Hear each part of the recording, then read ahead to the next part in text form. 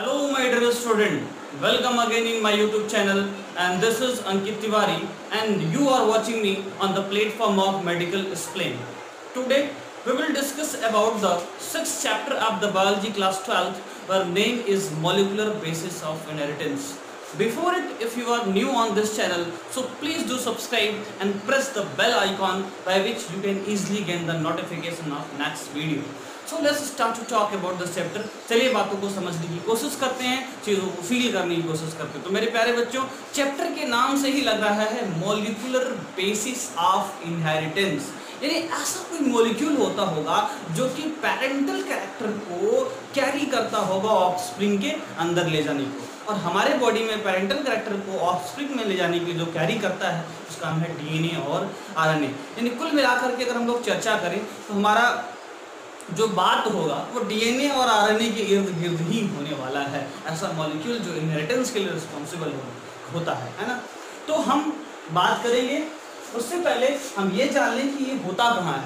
हमने कहा सेल के अंदर न्यूक्लियस पाया जाता है, न्यूक्लियस के अंदर क्रोमेटिन थ्रेड पाया जाता है, क्लास 11 पढ़ाएगा होगा भाई। क्रोमेटिन थ्रेड जो होता है वो जब सेल डिवीजन होता है ना, क्या सेल डिवीजन होता है, तो सेल डिवीजन के दौरान वो कंडेंस होकर के मेटाफेज स्टेज में एक विजिबल स्ट्रक्चर, एक हाईली विजिबल स्ट्रक्चर क्रिएट करता है, जिसे हम क्या कहते हैं, क्रोमोजोम कहते हैं। वो क्रोमोजोम के अंदर क्या पाया जाता है, डीएनए पाया जाता है, डीएनए के अंदर जीन पाया जाता है, दो अल्टरनेटिव फॉर्म ऑफ जीन को एल्स कहते हैं, और एलियल्स के अंदर थ्रेड्स पाए जाते हैं। ठीक है, अब हम एक एक करके अगर डीएनए के बारे में स्टडी करने की कोशिश करें और डीएनए के बारे में जानने की कोशिश करें, तो एक बैक्टीरिया होता है 5174। 5174 के पास नंबर ऑफ न्यूक्लियोटाइड, अभी बताऊंगी कि न्यूक्लियोटाइड क्या होता है, अभी इस चीज को समझने की कोशिश करेगा कि 5174 के पास जो है 5386 न्यूक्लियोटाइड होते हैं, यानी कि 5386। ये सब याद रखना है, सब बेसिक बातें हैं, इन्हें याद रखना हमारे लिए जरूरी है। यानी 5386 न्यूक्लियोटाइड क्या होता है, 5174 बैक्टीरियोफेज के पास होता है। अब एक बच्चे ने कहा सर बैक्टीरियोफेज क्या होता है, तो समझाइए मेरे को।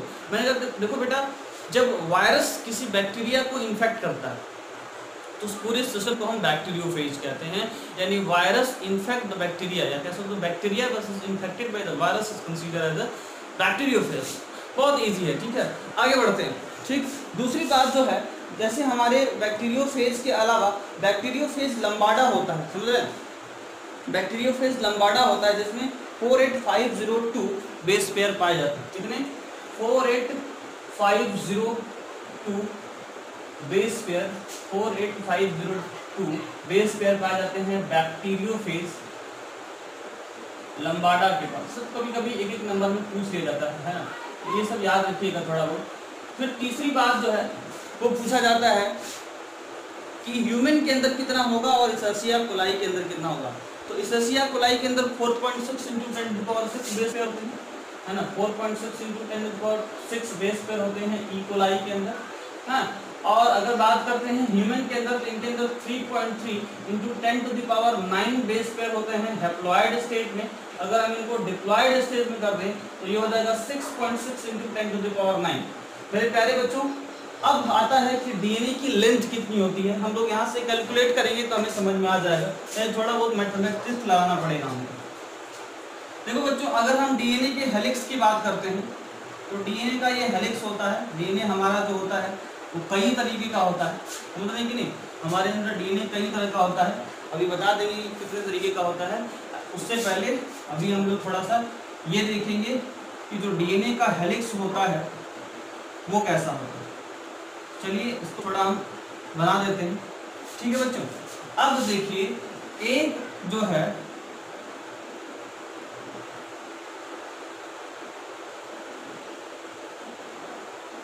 जो बेस है, एक बेस पेयर और दूसरे बेस पेयर के बीच में जो गैप होता है वो होता है 0.34 नैनोमीटर। ध्यान दीजिएगा, बहुत इंपॉर्टेंट है। ऐसे ऐसे कितने, ऐसे ऐसे कुल 10 होते हैं, 5 इस वाले हेलिक्स में होंगे। एक हेलिक्स जब कंप्लीट होता है तो उसमें कुल 10 होते हैं। एक पूरा जब हेलिक्स कंप्लीट हो जाएगा, 360 डिग्री रोटेट कर जाएगा, तो उसमें कितने, 1 3 हो गया, 4 5 फिर 6 फिर 7 फिर 8 फिर 9 और 10। यानी अगर एक हेलिक्स जब कंप्लीट होता है तो कुल कितने, कुल बेटा 10 बेस पेयर पाए जाते हैं। इस पूरे अगर एक डीएनए अगर जब क्या 360 डिग्री रोटेट कर जाता है। अब एक चीज और समझना है कि जब एक और दूसरे डीएनए अगर जो है नाइट्रोजन बेस की बात करते हैं तो दो नाइट्रोजन बेस का जो रोटेशन होता है वो 36 डिग्री के आसपास होता है। यानी 10 रोटेशन के बाद ये पूरा 360 डिग्री क्या होता है, रोटेट हो जाता है। जो हमारा मेन कॉमन डीएनए है वो होता है बी डीएनए, है ना। हमको जो है कुल 5 तरह के डीएनए के बारे में स्टडी करना पड़ता है, सी डी बी ए जेड, है ना। इसके अंदर एक पूरे हेलिक्स में 8 बेस पेयर, इसमें 9 बेस पेयर, इसमें 10 बेस पेयर, इसमें 11 बेस पेयर और इसमें 12 बेस पेयर होते हैं। ये चारों राइट हैंडेड होते हैं, लेकिन जो जेड डीएनए होता है वो लेफ्ट हैंडेड रोटेट करता है ना। ये सब कभी कभी आपसे पूछ लिया जाता है। तो हमको 5 तरह का डीएनए कॉमनली स्टडी करना होता है। एक इसके हेलिक्स में 8 है, हेलिक्स मतलब ये पूरा 360 डिग्री रोटेट कर जाता है। इसमें 8, इसमें 9, इसमें 10। तो जो हम लोग स्टडी करते हैं वो बी डीएनए के बारे में स्टडी करते हैं, जो राइट हैंडेड होता है, उसमें कुल 10 पेयर होते हैं। मैंने कहा दो नाइट्रोजन बेस के बीच का जो गैप होता है 0.34 नैनोमीटर का गैप होता है। तो ऐसे अगर हम 10 लाइन को कंसीडर कर लें, यानी इस पूरे लेंथ को कंसीडर कर लें, तो पूरी लेंथ कितनी हो जाएगी, 3.4 नैनोमीटर की होगी। ध्यान दीजिएगा बच्चों, क्योंकि हमको लेंथ ऑफ डीएनए निकालना है ना। उसके बाद आगे बढ़ते हैं। एक हेलिक्स जो है, अगर एक हेलिक्स जब अपना जो है रोटेट होता है तो पूरा 360 डिग्री कर जाता है। लेकिन अगर दो नाइट्रोजन बेस की बात करें तो वो 36, ये नाइट्रोजन बेस का एक पेयर हो गया, एक बेस पेयर ये हो गया, एक बेस पेयर ये हो गया। तो दो नाइट्रोजन बेस पेयर के बीच का जो गैप होता है वो 36 डिग्री का रोटेशन शो करता है। तो पूरे अगर हम 10 को देखते हैं तो 360 डिग्री का रोटेशन हो जाएगा। यानी हमने क्या देखा, हमें पता चल गया लेंथ ऑफ डीएनए 3.4 नैनोमीटर हो गया क्या। अब हमको बताया गया है कि भैया एक जो ह्यूमन का डीएनए होता है उसमें कितने बेस पेयर पाए जाते हैं, 6.6 × 10⁹ बेस पेयर पाए जाते हैं। ध्यान दीजिएगा, एक पूरे डीएनए में इतने बेस पेयर पाए जाते हैं। एक डीएनए की हेलिक्स का लेंथ 0.34 नैनोमीटर, दो नाइट्रोजन बेस का बीच का गैप है, और पूरे हेलिक्स जो है वो 3.4 नैनोमीटर का, जिसमें कुल 10 जो है हमारे नाइट्रोजन बेस पाए गए। मेरे को कुछ नहीं करना है, ये पूरा 6.6 बेस पेयर है। अब हमको 6.6 को किससे मल्टीप्लाई करना पड़ेगा, भाई एक बेस पेयर हमको यहाँ मिला हुआ है, ठीक है। अब उसको हमको दो सक्सेसिव बेस पेयर के बीच में हमको कंसीडर करना है। इतने बेस पेयर हैं, दो बेस पेयर के बीच में 0.34 नैनोमीटर का जो है लेंथ है, उसको 0.34 से मल्टीप्लाई कर दीजिए। 0.34 × 10⁹ और नैनोमीटर को 10⁻⁻9 से मल्टीप्लाई कर दीजिएगा। इसने इसको खाया, अब आ जाएगा यहाँ 6.6 × 0.34 मल्टीप्लाई कर दिएगा, लगभग 2.2 मीटर के आसपास आएगा। ये ध्यान रखिएगा बच्चों। एक बार फिर से समझ लीजिए हमने क्या बोला। मैंने कहा देखो भैया ये डीएनए का हेलिक्स है, इसमें अगल बगल जो है शुगर और फॉस्फेट पाए जाते हैं, समझ रहे हैं कि नहीं। जो बैकबोन होती है वो शुगर और फॉस्फेट की बनी होती है, और बीच में नाइट्रोजनस बेस पाया जाता है, ठीक है। अब हमने कहा दो नाइट्रोजनस बेस पेयर के बीच का जो गैप होता है वो 0.34 नैनोमीटर का होता है। एक डीएनए के पूरे हेलिक्स में 10 नाइट्रोजनस बेस का पेयर हमको मिलता है। अगर दो के बीच में गैप 0.34 नैनोमीटर का है तो 10 को कंसीडर करेंगे तो 3.4 नैनोमीटर का हो जाएगा। एक डीएनए हेलिक्स जो है अगर कंसीडर करते हैं तो उसमें अगर एक नाइट्रोजन बेस और दूसरे नाइट्रोजन बेस को अगर ध्यान से देखेंगे तो उसमें 36 डिग्री का रोटेशन होता है। ऐसे 10 नाइट्रोजन बेस खत्म होते होते 360 डिग्री का इनका रोटेशन हो जाता है। अच्छा, हमें ये पता चल गया कि दो बेस पेयर के बीच का गैप 0.3 नैनोमीटर है। एक पूरे डीएनए के अंदर जो है 3.3 × 10⁹ बेस पेयर हैप्लॉइड स्टेट में पाए जाते हैं, लेकिन हमारा तो डीएनए डिप्लॉयड होता है। अगर डिप्लॉयड होगा तो हम 6.6 × 10⁻⁹ क्या करेंगे, 9 ले लेंगे। अब 0.34 नैनोमीटर है, एक नैनोमीटर में 10⁻⁻9 होता है, मीटर होता है। हमने इसको सॉल्व किया बच्चों, ये कैंसिल हो गया, आ गया 6.6 × 0.34, 6.6 × 0.34 आप मल्टीप्लाई कर देंगे तो आएगा 2.2 मीटर। यानी हमारे जो डीएनए का लेंथ होता है वो कितना होता है, 2.2 मीटर होता है। चलिए बात को आगे बढ़ाते हैं और चीज़ों को और फिल करने। तो अब जो हमें ध्यान देना है वो ये ध्यान देना है कि डीएनए और आरएनए में कौन कौन सी शुगर पाई जाती है। तो पहले हम इसको मिटाएंगे बच्चों, है ना, क्योंकि हमें ये सब बोर्ड पे बना रखे हैं, तो इसलिए बनाए हैं क्योंकि आपको हमें समझाना था कि डीएनए और आरएनए में कौन कौन सी शुगर पाई जाती है। डीएनए और आरएनए सब बना लीजिएगा, ये बहुत इंपॉर्टेंट है, कभी कभी वाइवा में टीचर पूछ लेता है, ठीक है।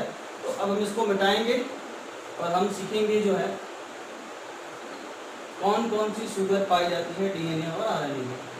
चलिए ध्यान दीजिएगा बच्चों, ध्यान से समझेंगे तो हर एक बात आपको समझ में आएगी, और अगर नहीं समझ में आता है फिर भी तो प्लीज डू कमेंट, फिर से हम इसको एक्सप्लेन करेंगे, ठीक है। हमें व्हाट्सएप पे मैसेज कर सकते हैं, ठीक है। तो आगे बढ़ते हैं बच्चों। देखिए जो हमारा डीएनए होता है उसमें पाई जाती है डीऑक्सीराइबोज, इसका नाम ये राइबोज शुगर है, ये वाली जो देख रहे हैं वो राइबोज शुगर है, और इसमें डीऑक्सी मतलब इसमें से एक ऑक्सीजन निकल जाता है। जब एक ऑक्सीजन निकल जाता है तो उसको कहते हैं deoxyribose nucleic acid, deoxyribose sugar हो गया, और ये हो गया राइबोज शुगर, ये हो गया डीऑक्सीराइबोज शुगर, और ये हो गया राइबोज शुगर, ठीक है। ये डीएनए के अंदर पाई जाती है शुगर, और ये जो है शुगर जो है आरएनए के अंदर पाई जाती है। अगर इतना तो आपको क्लियर हो गया, तो अब इस शुगर से मैं डीएनए को लेकर के चलता हूँ। शुगर से अगर कौन जुड़ जाए, बेस जुड़ जाए, तो उसको बोलते हैं, शुगर से अगर बेस जुड़ जाए तो उसको बोलते हैं न्यूक्लियोसाइड। क्या बोलते हैं? न्यूक्लियोसाइड बोलते हैं। अब बेस कैसा होता है? हमारे बॉडी में नाइट्रोजनस, मतलब हमारे डीएनए और आरएनए में यानी कि जो हमारा न्यूक्लिक मटेरियल होता है उसमें नाइट्रोजनस बेस पाए जाते हैं, और वो नाइट्रोजनस बेस दो तरह के होते हैं, एक प्यूरिन बेस होता है और एक पिरिमिडीन होता है, ठीक है। जो पिरिमिडीन बेस होता है बच्चों, एक तो प्यूरिन बोला है, पिरिमिडीन बोला है ना। जो प्यूरिन बेस होता है उसमें दो होते हैं, एडेनिन और गुआनिन, ठीक है। अब इसका स्ट्रक्चर बनाने का उतना वक्त नहीं है, अदरवाइज मैं उसके बारे में भी चर्चा करता हूँ, बहुत इंपॉर्टेंट भी नहीं, इसलिए हम नहीं चर्चा कर रहे हैं, केमिस्ट्री का हिस्सा है ये, ठीक है। तो वहीं हम डिस्कस करेंगे उसके बारे में जब फुर्सत में होंगे हमको। पर इतना समझ लीजिए कि प्यूरिन में पाया जाता है एडेनिन और गुआनिन, और पिरिमिडीन जो होता है उसमें पाया जाता है साइटोसिन, है ना, और एक होता है थाइमिन और एक होता है यूरेसिल, ये ध्यान रखना। अब देखना बच्चों, जो हमारा डीएनए होता है उस डीएनए में जो बेस पाया जाता है वो पाया जाता है एडेनिन, गुआनिन, साइटोसिन और थाइमिन, समझ रहे कि नहीं। और जब आरएनए होता है, जब हमारे बॉडी में आरएनए जब बनता है, आरएनए के बारे में बात करें, आरएनए के मॉलिक्यूलर स्ट्रक्चर के बारे में बात करें, उस जब समय पे आरएनए में एडेनिन और गुआनिन तो होता ही है, यानी प्यूरिन बेस तो एडेनिन गुआनिन होगा, और साइटोसिन थाइमिन के जगह यूरेसिल हो जाता है ना। और इस यूरेसिल होने के चलते आरएनए की जो कह सकते हैं कि वेरिएशन जो होता है आरएनए में थोड़ा ज़्यादा तेजी से होता है, वो जेनेटिक में इसमें कह सकते हैं म्यूटेशन ज़्यादा तेजी से होता है आरएनए में, जबकि डीएनए में उतना जल्दी नहीं होता है ना। इसीलिए डीएनए को जेनेटिक मटेरियल माना जाता है और आरएनए को नहीं माना जाता है ना हमारे बॉडी में। बाकी तो आरएनए वायरस और आरएनए बैक्टीरिया होते ही हैं, लेकिन हमारे जो है बॉडी में DNA is a main genetic material और RNA is not a main genetic material, क्योंकि उसके अंदर कुछ कैरेक्टर्स होते हैं जिसके बारे में हम आगे चर्चा करेंगे, अभी चर्चा करेंगे तो कंफ्यूज हो जाएंगे, ठीक है ना। तो अभी बात करते हैं हम लोग, क्या बोला, प्यूरिन और पिरिमिडीन के बारे में। प्यूरिन में एडेनिन और गुआनिन पाया जाता है, और पिरिमिडीन में साइटोसिन, थाइमिन और यूरेसिल पाया जाता है। इतना क्लियर है। अब अगर हम बात डीएनए की करते हैं, तो डीएनए में जब शुगर और बेस मिलता है, शुगर तो आपका यही रहेगा डीऑक्सीराइबोज शुगर, और बेस में एडेनिन, गुआनिन और साइटोसिन, थाइमिन होंगे, तो ये बन जाएगा न्यूक्लियोसाइड। यानी आपको हम थोड़ा सा बना करके दिखाते हैं कि कैसे बनेगा न्यूक्लियोसाइड, यानी केमिकल स्ट्रक्चर दिखाते हैं, ठीक है ना। इतना सब समझ में आया था ना। चलिए आगे बढ़ते हैं। तो अगर इतना समझ में आ गया तो शुगर और प्लस बेस को न्यूक्लियोसाइड कहते हैं। अब जो ये दिख रहा है ये बनेगा कैसे, कहाँ जुड़ेगा बेस, ये समझना जरूरी है। इस स्ट्रक्चर में आप अगर देखिए तो बेस जो है वो पहले नंबर पे जुड़ा हुआ है, यानी बेस कहाँ जुड़ेगा, इधर जुड़ता है ना, यहाँ आपका बेस आकर के जुड़ जाएगा, ठीक। ये हो गया क्या, ये हो जाएगा न्यूक्लियोसाइड, समझ रहे कि नहीं। और अगर इधर की बात करें तो अब इधर आकर के अगर जब कोई ग्रुप जुड़ता है, जैसे फॉस्फेट ग्रुप आकर के जुड़ जाए, है ना, जैसे ऐसे हो जाता है यहाँ हम इसको ऐसे रिप्रेजेंट कर देंगे O, ये P डबल बॉन्ड O, इधर O और O, ठीक है। तो ये होता है, इसको बोलते हैं फास्फोएस्टर लिंकेज। अब ध्यान दीजिएगा, शुगर और फॉस्फेट के बीच में जो लिंकेज पाया जाता है उसको बोलते हैं फास्फोएस्टर लिंकेज, है ना। तो फास्फोएस्टर लिंकेज पाया जाता है, और जो शुगर और बेस होता है ना, शुगर और फास्फेट के बीच में पाया जाता है फास्फोएस्टर लिंकेज, और जो शुगर और बेस होता है उसमें पाया जाता है ग्लाइकोसिडिक लिंकेज, है ना, ग्लाइकोसिडिक लिंकेज। ये याद रखना है, यानी ग्लाइकोसिडिक लिंकेज तो ग्लाइकोसिडिक लिंकेज यानी कि ग्लाइकोसिडिक बॉन्ड बना होता है। तो शुगर और बेस के बीच में कौन सा लिंकेज पाया जाता है? ग्लाइकोसिडिक लिंकेज पाया जाता है। और जो शुगर और फॉस्फेट है उसमें फास्फोएस्टर लिंकेज पाया जाता है। तो अब ध्यान से देखिए, तो शुगर और बेस बना न्यूक्लियोसाइड, और जब इससे फॉस्फेट जुड़ गया तो बन गया न्यूक्लियोटाइड। फिर से समझते हैं क्या हमने बोला, थोड़ा कंफ्यूजन अगर होगा तो वो क्लियर हो जाएगा। मैं सिंपली बोला कि जो राइबोज जो आरएनए होता है उसमें राइबोज नाम की पेंटोज शुगर पाई जाती है। जो डीएनए होता है उसमें डीऑक्सीराइबोज नाम की पेंटोज शुगर पाई जाती है। डीऑक्सी इसलिए कहते हैं क्योंकि यहाँ से ऑक्सीजन निकल जाता है, ठीक है। अब क्या हुआ कि ये जो देख रहे हैं आप, इससे अगर बेस जुड़ जाता है, बेस हमने बताया दो तरह का होता है, प्यूरिन और पेरिमिडीन। तो अगर बेस अगर इनसे जुड़ जाता है तो बोलेंगे हो गया न्यूक्लियोसाइड, है ना। और इस शुगर और बेस के बीच में जो बॉन्ड पाया जाता है उसको बोलते हैं ग्लाइकोसिडिक लिंकेज। कई बार मेडिकल और इंजीनियरिंग के एग्जामों में पूछा गया है, ये चूँकि बायोमॉलिक्यूल का भी टॉपिक है इसलिए कभी कभी पूछ लिया जाता है ना। तो आप ये मत सोचिएगा कि बायो पढ़ा रहे तो इंजीनियरिंग में कैसे पूछा जाएगा, तो पूछ लिया जाता है, ठीक है। फिर उसके बाद अगर हम बात करते हैं इसका, ये अगर यही शुगर अगर फॉस्फेट से जुड़ जाती है तो अब वो कहलाया जाता है न्यूक्लियोटाइड, है ना। समझ रहे कि नहीं, न्यूक्लियोटाइड कहलाता है। जैसे डीएनए का नाम होता है डीऑक्सीराइबोज न्यूक्लियोटाइड। तो इसमें जो शुगर और फॉस्फेट के बीच में जो बॉन्ड होता है, जैसे द फास्फोएस्टर लिंकेज, समझ में आ रहा है। अब अगर इतना समझ में आए तो हमें ये समझना जरूरी है, क्योंकि हम इतना देर से इसी को बनाए हैं, बड़ी मेहनत की है इसको बनाने में, है, क्योंकि बन ही नहीं पा रहा था हमसे, ठीक है। सीखते हैं, देखो बच्चों ध्यान से, तो ये शुगर इसमें ऊपर की तरफ है और इसमें हमने उल्टा बनाया हुआ है। अब क्या है कि ये डीएनए का रिप्रेजेंटेशन है, इसमें गुआनिन साइटोसिन से ट्रिपल बॉन्ड से जुड़ा हुआ है। यहाँ जो बॉन्ड होता है वो हाइड्रोजन बॉन्ड पाया जाता है, ठीक है। जब अगर आपको जरूरत पड़ेगी कैसे हाइड्रोजन बॉन्ड बना होता है, उसके लिए गुआनिन और साइटोसिन का स्ट्रक्चर बनाना पड़ेगा और तब रिप्रेजेंट करना पड़ेगा कि हाइड्रोजन बॉन्ड कैसे बनना होता है। इतना डिटेल में उनको क्लास 12th लेवल पे नहीं जानना है, फिर भी किसी को जरूरत होगी जानने की तो हमें कमेंट करेंगे, हमें मैसेज करेंगे, बता देंगे, ठीक है। आगे बढ़ते बच्चों, तो ये रहा क्या, ये तो नाइट्रोजनस बेस हैं जो आपस में एक दूसरे से जुड़े हैं, ये भी नाइट्रोजनस बेस हैं जो आपस में एक दूसरे से जुड़े हैं। ये शुगर और फॉस्फेट है, शुगर और फॉस्फेट जो है वो बैकबोन बनाता है डीएनए का, समझ रहे हैं कि नहीं। शुगर और फॉस्फेट बैकबोन बनाता है और नाइट्रोजनस बेस इनके बीच में पाया जाता है। जैसे अभी हमने थोड़ी देर पहले डीएनए का हेलिक्स बनाया था तो दिखाया था आपको, थोड़ी देर पहले हमने डीएनए का हेलिक्स ऐसे दिखाया था, बनाया था, ऐसे बनाया था, हाँ। तो ऐसे दिखाया था कि भाई देखो ये 1 2 3 4 5, 1 2 3 4 5, है ना। तो अब ये नाइट्रोजनस बेस है और ये जो हेलिक्स दिख रहा है, this is what, this is a base and क्या है, बेस और फॉस्फेट है। इसमें भी जो है ये दोनों एक दूसरे से एंटी पैरेलल होते हैं। क्या होते हैं, एक दूसरे से एंटी पैरेलल होते हैं। चीज़ों को समझने की कोशिश करते हैं कि कैसे एक दूसरे से एंटी पैरेलल होते हैं, तो समझ में। जैसे इधर होता है 5 से 3, है ना, तो इधर होगा 3 से 5, समझ रहे कि नहीं, सही बना है कि नहीं। इधर होगा 5 से 3, तो एंटी पैरेलल का मतलब यहाँ से हो जाएगा 3 से 5, ये समझ, ठीक है ना। तो ये इसका मतलब होगा एंटी पैरेलल। कैसे एंटी पैरेलल मैं आपको दिखाता हूँ। देखिए यहाँ से पहला कार्बन, दूसरा, तीसरा, चौथा, पांचवा कार्बन, यहाँ पांचवा कार्बन फॉस्फेट से जुड़ा है, पांचवा कार्बन तीसरे कार्बन आप जो शुगर से जुड़ा है, तो 5-3 लिंकेज है ना, 5 to 3 है, ये वाला 5 से 3 की तरफ ध्यान दीजिएगा। अब इधर देखिए, इधर क्या है, इधर वाला उल्टा है, एंटी पैरेलल, यहाँ 3 से 5 में है। यहाँ क्या है, अगर इधर से जाएं तो इधर से क्या है, 3 से 5 में है, या ऊपर से आएंगे तब 5 to 3, समझ रहे कि नहीं। आप उल्टा अगर दिखा देंगे इसको तब आपको नजर आएगा कि यहाँ जो लिंकेज है वो 5 से 3 है। तो एक दूसरे से क्या है, ये एंटी पैरेलल। अगर ये 3 से 5 है तो ये क्या है 5 से 3 है, इसलिए हम बोलते हैं डीएनए का जो हेलिक्स होता है दूसरे से एंटी पैरेलल होता है। एंटी पैरेलल कैसे होता है समझना बहुत जरूरी है। इसका पांचवा इसके तीसरे कार्बन से जुड़ा होता है, इसका जो है शुगर का पांचवा कार्बन जो इसके तीसरे से जुड़ा होता है, तो इसमें 5 to 3 लिंकेज हो गया और यहाँ 3 to 5। अब क्या पूछा जाता है कि ये पूरा जो सिस्टम देख रहे हैं ये है एक न्यूक्लियोटाइड और ये दिख रहा है वो दूसरा न्यूक्लियोटाइड है।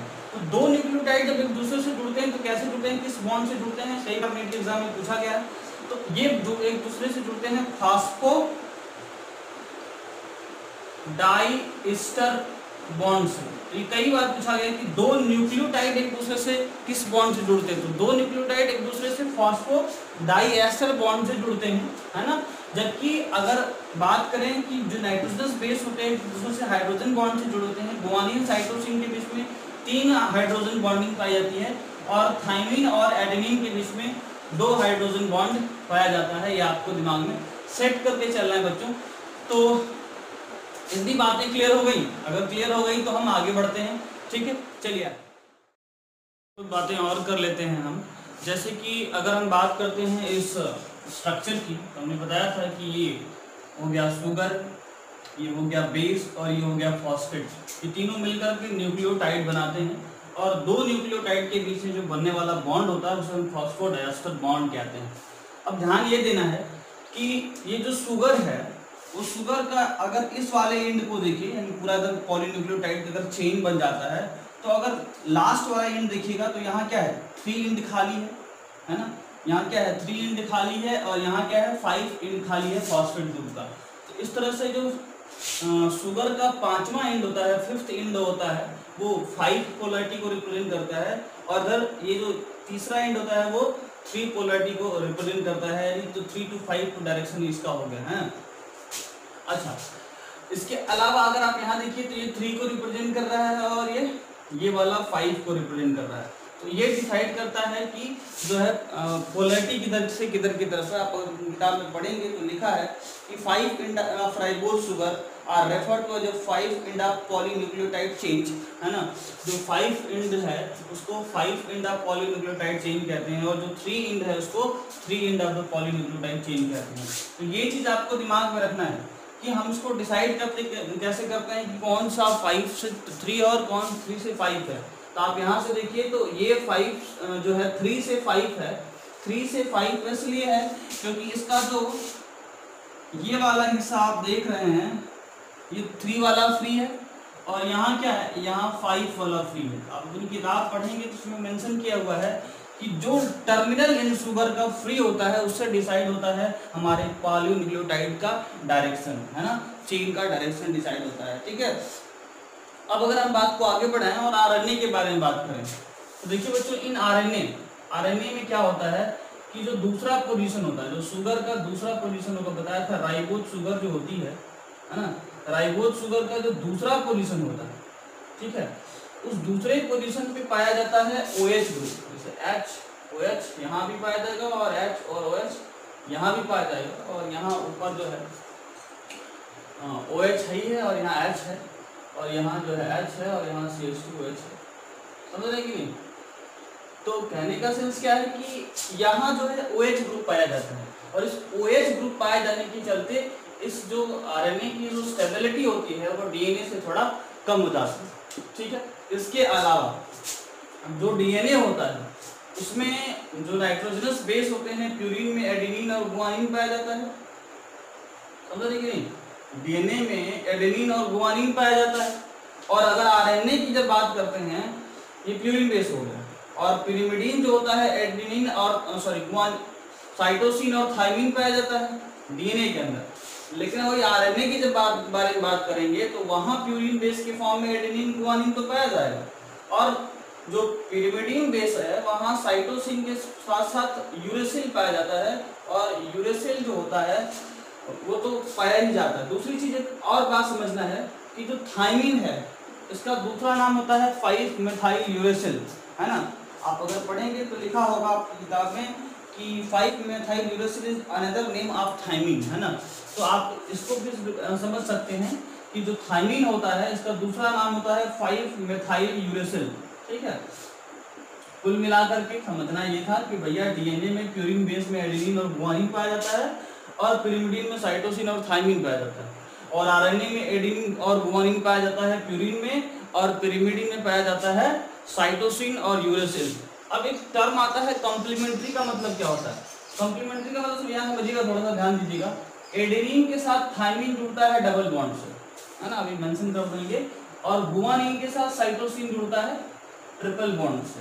ठीक है, ये ध्यान में रखना है कि अगर एक स्ट्रैंड में एडेनिन है तो दूसरे स्ट्रैंड में थाइमिन होगा, एक दूसरे से कॉम्प्लीमेंट्री हो जाएंगे। ठीक है, उसी तरह से गुआनिन से साइटोसिन जुड़ेगा तो एक दूसरे से क्या होगा, कॉम्प्लीमेंट्री होगा। समझ रहे कि नहीं बात, ये ध्यान देना। अच्छा, अगर इतना क्लियर हो गया, तब एक साइंटिस्ट जिनका नाम था फ्रेडरिक माइखर, है ना, फ्रेडरिक माइखर ने 1989 में डीएनए के स्ट्रक्चर के बारे में कुछ समझने की कोशिश की, क्योंकि वो डीएनए को आइसोलेट नहीं कर पाए, तो उसके स्ट्रक्चर के बारे में बहुत ज़्यादा जानकारी उनको नहीं मिला। फिर भी उन्होंने जेनेटिक मटेरियल को डीएनए के बदले न्यूक्लियन कहा, है ना। तो जो है डीएनए के बारे में समझते हैं। डीएनए जो होता है वो एक तरह का एसिडिक सब्सटेंस होता है ना, डीएनए एसिडिक सब्सटेंस होता है। ठीक है, इसके अलावा जो डीएनए होता है वो नेगेटिवली चार्ज होता है ना, नेगेटिवली चार्ज होता है। इसके अलावा क्या होता है, हाइड्रोफिलिक होता है ना, क्या होता है, हाइड्रोफिलिक होता है, यानी पानी से इसकी मोहब्बत होती है, पानी से दुश्मनी नहीं होती है। ठीक है, हाइड्रोफिलिक होता है। अब भाई अगर नेगेटिवली चार्ज है तो कहाँ जाएगा, कैथोड पे जाएगा कि एनोड पे जाएगा? तो पॉजिटिवली चार्ज को बोलते हैं एनोड, है ना।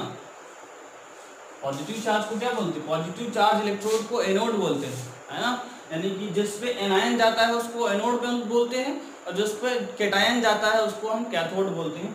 बाकी केमिस्ट्री में बहुत सारा पंचायत है इसके बारे में, पर सिंपली आपको जो बायो में समझ के रखना है कि भैया जहाँ एनायन जाता है उसको एनोड कहते हैं, तो एनोड पॉजिटिवली चार्ज होता है, यानी कि जो आप देख रहे हैं डीएनए वो एनोड की तरफ अट्रैक्ट करेगा अगर आप इसके सामने इलेक्ट्रोड लाएंगे तो। ठीक है, अब इसके बारे में जो स्टडी किए वो थे फ्रेडरिक माइखर साहब, है ना, फ्रेडरिक माइखर साहब 1869 में उन्होंने स्टडी किया था, और उन्होंने जो है डीएनए के बारे में बहुत ज़्यादा कुछ इसलिए बता पाए क्योंकि डीएनए को आइसोलेट नहीं कर पाए। बाद में सब जो है डीएनए को आइसोलेट करने के लिए रिस्ट्रिक्शन एंडोन्यूक्लिएज और तमाम सारे जो है एंजाइम खोजे गए, तब जाकर के डीएनए के स्ट्रक्चर के बारे में बहुत सारी जानकारियां हमको मिली। उससे पहले ये जो है फ्रेडरिक माइखर साहब कहे कि देखो भैया जो जेनेटिक मटेरियल होता है उसका नाम रहेगा न्यूक्लियन, है ना। उन्होंने जेनेटिक मटेरियल कंसीडर किया, उसका नाम रखा न्यूक्लियन। क्या का नाम रखा बच्चों, उनका नाम रखा न्यूक्लियन। अच्छा, अब अगर थोड़ा सा बात को और आगे बढ़ाया जाए और चीजों को और फील किया जाए, तो एक साइंटिस्ट थे फ्रांसिस वाटसन और क्रिक, है ना। वाटसन और क्रिक नाम के साइंटिस्ट ने डीएनए का डबल हेलिकल मॉडल दिया था 1953 में, है ना। 1953 में जेम्स वाटसन और फ्रांसिस क्रिक ने जो है वाटसन और क्रिक ने, है ना, वाटसन और क्रिक ने जो है डीएनए का डबल हेलिकल मॉडल दिया था। ठीक है, डबल हेलिकल मॉडल का मतलब समझते हैं, वो तो ऑलरेडी हमने बता रखा है भाई कि डीएनए जो होता है वो दो हेलिक्स है, एक ये वाला हो गया एक ये वाला, डबल हेलिकल मॉडल दिया था उन्होंने। और ये मॉडल ऐसे नहीं उन्होंने जो है आइडेंटिफाई किया था, उन्होंने एक्सरे डिफ्रैक्शन लिया था, एक्सरे डिफ्रैक्शन पैटर्न लिया था, समझने की नहीं, और उसको ले करके, और जो एक्सरे डिफ्रैक्शन पैटर्न लिया था वो इनका नहीं था, वो एक और साइंटिस्ट थे, उनका नाम है मॉरिस विल्कन और रोजलिन फ्रैंकलिन, है ना। इनके डिफ्रैक्शन डाटा से, एक्सरे डिफ्रैक्शन डाटा से उन्होंने जो है ये एक्सपेरिमेंट को परफॉर्म किया था। इनका नाम था मॉरिस विल्कन,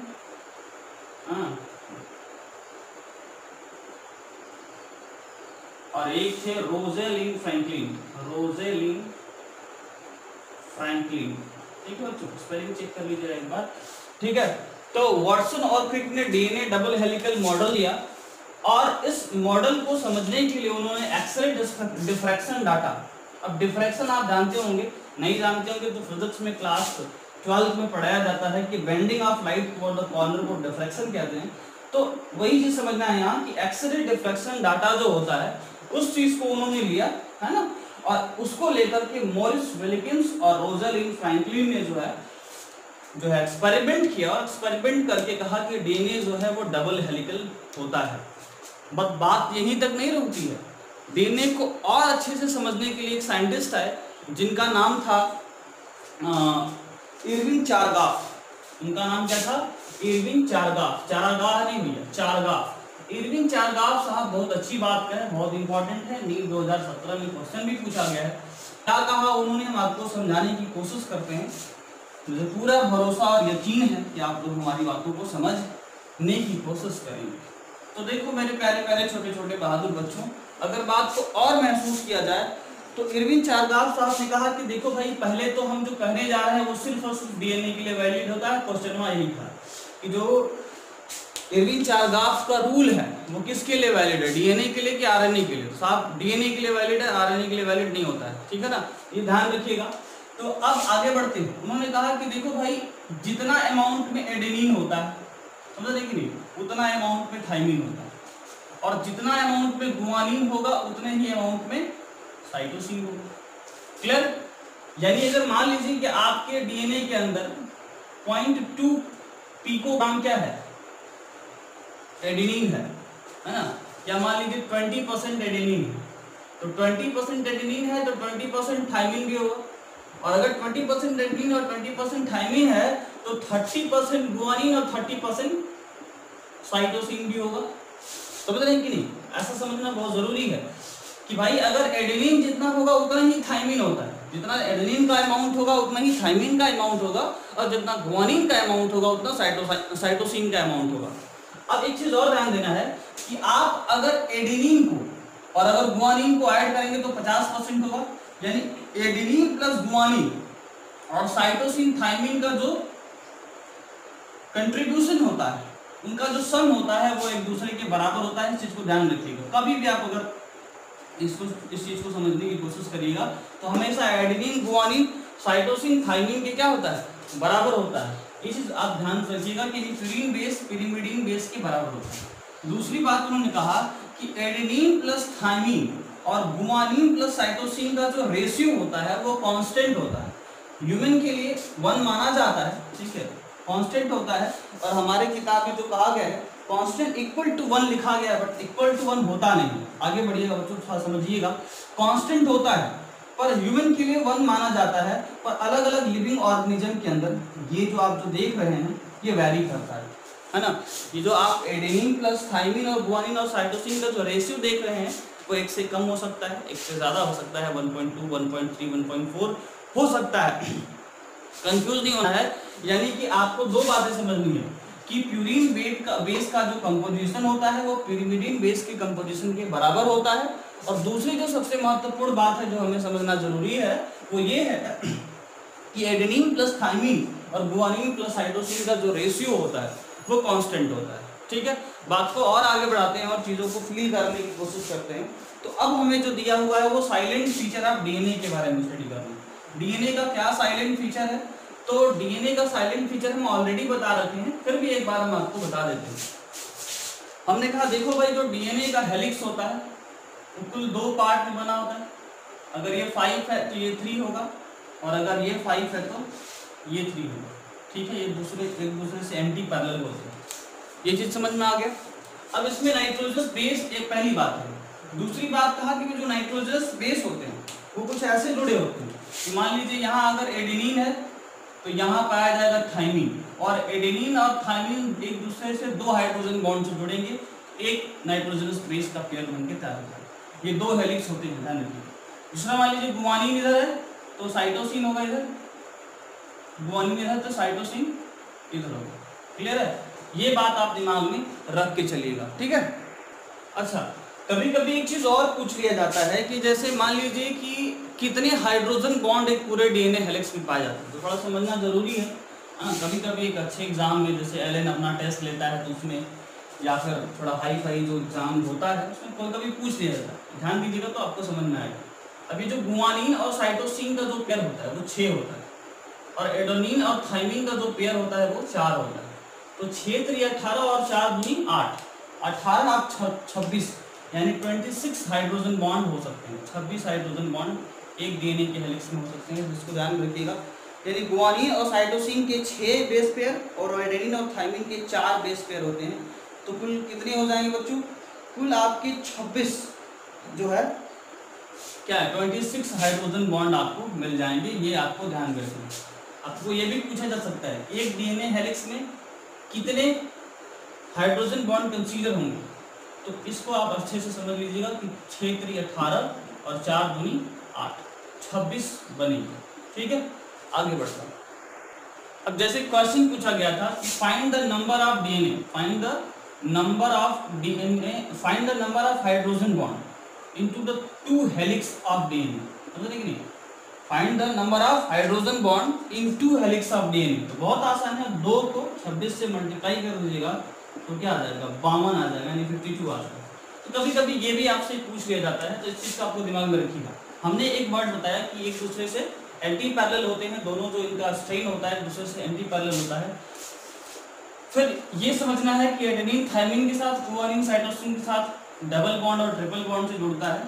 और तीसरी जो सबसे महत्वपूर्ण बात ये है कि शुगर और जो फॉस्फेट होता है वो बैकबोन बनाते हैं।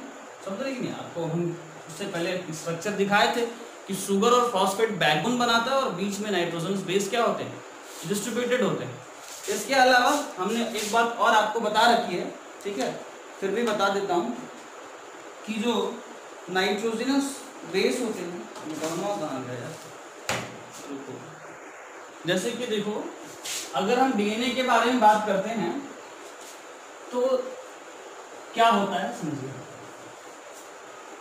हमने कहा था कि जो डीएनए का हेलिक्स होता है ना, उसमें 2 नाइट्रोजनस बेस के बीच का जो गैप होता है वो 0.34 नैनोमीटर का होता है। तो अब हम जो डीएनए पढ़ते हैं most common DNA B type of DNA पढ़ते हैं। हमने पढ़ाया था कल रात में सीडी बाज, है ना, सीडी बाज ये होता है आपका pattern of study about DNA, है ना। ये कुल जो है 1 2 3 4 5 तरह के डीएनए हमको पढ़ने हैं। जैसे मोस्ट कॉमन बी होता है, ये तीनों जो है राइट हैंडेड होते हैं और ये जो जेड है वो लेफ्ट हैंडेड होता है ना। तो बी वाले के बारे में पढ़े। बी वाले में 10 बेस पेयर होते हैं, ठीक है ना, 1 2 3 4 5 और इधर 1 2 3 4 5। अब देखो ऐसे अगर मल्टीप्लाई कर देंगे 0.34 को 10 से तो कितना 3.4 नैनोमीटर क्या मिल जाएगा, एक हेलिक्स का लेंथ मिल जाएगा डीएनए के हेलिक्स का। अब एक नाइट्रोजनस बेस और दूसरे नाइट्रोजनस बेस के बीच में एंगुलर रोटेशन होता है 36 डिग्री का, है ना। यानी जो एंगुलर डिस्प्लेसमेंट होता है इसके और उसके बीच में वो 36 डिग्री का होता है। तो अगर आप इसको क्या कर दें 36 डिग्री को अगर 10 से मल्टीप्लाई कर दें तो 360 डिग्री क्या होता है, एक दूसरे से रोटेट होता है। तो ये कुछ जनरल प्रॉपर्टी रही डीएनए के बारे में। अब आगे बढ़ेंगे। अब एक साइंटिस्ट थे जो है वाटसन और क्रिक, उन्होंने एक टर्म दिया सेंट्रल डोग्मा, है ना। क्या होता है सेंट्रल डोग्मा, ये थोड़ा समझना हमारे लिए जरूरी है। हमने ऑलरेडी एडेनिन और थाइमिन और गुआनिन और साइटोसिन के बारे में बता रखा है कैसे एक दूसरे से हाइड्रोजन बॉन्ड बनाते हैं। तो आगे बढ़ाते हैं और बातों को और फील करने की कोशिश करते हैं और चीज़ों को समझने की कोशिश करते हैं। मेरे प्यारे प्यारे छोटे छोटे बहादुर बच्चों, बस ये समझना है कि जैसे मान लीजिए डीएनए है, तो डीएनए से अगर आप आरएनए बनाते हैं तो क्या होगा, और आरएनए से प्रोटीन बनाते हैं तो क्या होगा। एक्चुअली जो इंफॉर्मेशन होता है हमारे बॉडी में डीएनए से आरएनए और आरएनए से प्रोटीन बना के होता है। हर काम करने के लिए स्पेशल तरह की प्रोटीन क्रिएट होती है जो हमारे बॉडी में एक स्पेसिफिक फंक्शन को अंजाम देती है। आप अगर क्लास 10th में पढ़े होंगे तो बताया गया होगा कि जीन एक तरह का क्या होता है, स्पेशल तरह का हमारे बॉडी में प्रोटीन बनाता है जो हमारे हर कैरेक्टर के, हर बॉडी के कैरेक्टर को रेगुलेट करता है ना। तो ये ध्यान रखना है। अब अगर डीएनए से डीएनए बनाते हैं, डीएनए से डीएनए बनाएंगे तो S phase of cell cycle में ऐसा होता है, S phase of cell cycle में ऐसा होता है और इस फिनोमेना को डीएनए रिप्लिकेशन कहते हैं, ठीक है। डीएनए रिप्लिकेशन में होता क्या है, एक टेम्पलेट स्ट्रैंड होता है और उसका कॉम्प्लीमेंट्री स्ट्रैंड हम बनाते हैं, उस फिनोमेना को क्या बोलते हैं? डीएनए रेप्लिकेशन बोलते हैं। अब डीएनए से अगर आरएनए आता है तो उस फिनोमेना को हम लोग ट्रांसक्रिप्शन कहते हैं, है ना, ट्रांसक्रिप्शन कहते हैं। और आरएनए से प्रोटीन बनने की प्रोसेस को ट्रांसलेशन कहते हैं, है ना, ट्रांसलेशन कहते हैं। और इस पूरे प्रोसेस को हम लोग सेंट्रल डोग्मा कहते हैं। और सेंट्रल डोग्मा के बारे में जो जानकारी दिया था वो क्रिक साहब ने दिया था। किसने दिया था? सेंट्रल डोग्मा के बारे में जो जानकारी दिया था वो क्रिक साहब ने दिया था, ये ध्यान रखना, CRICK, क्रिक। अच्छा, एक बात और पूछा जाता है, रिवर्स सेंट्रल डोग्मा। तो रिवर्स सेंट्रल डोग्मा किसके अंदर पाया जाता है?